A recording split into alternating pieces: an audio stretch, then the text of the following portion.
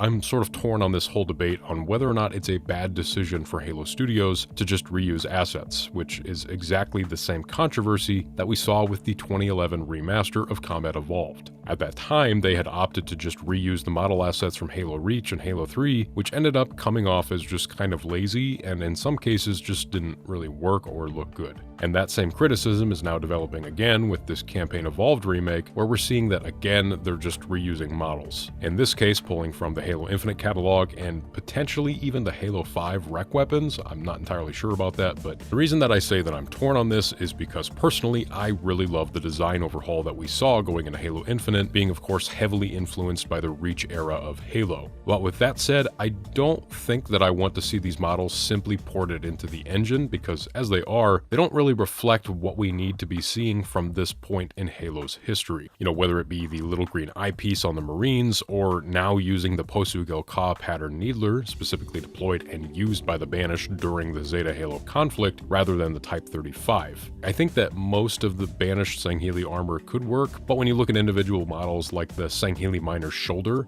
that should be kind of remade more into a rounded shoulder pad like we saw in Halo CE, Halo 3, etc. Now, in all fairness to Halo Studios, this is not the finished game, and these models could just be acting as placeholders from an earlier point in the game's development while they were just trying to visualize things in this new engine. And criticism on the accuracy of these models aside, I just have to say that I think the models look fantastic in these new environments. And more specifically, like when it comes to Master Chief's Mark V armor, which looks like it's just the model ported from the Halo Infinite store, hell, I don't care, keep it and don't worry about touch-ups because it already looks amazing.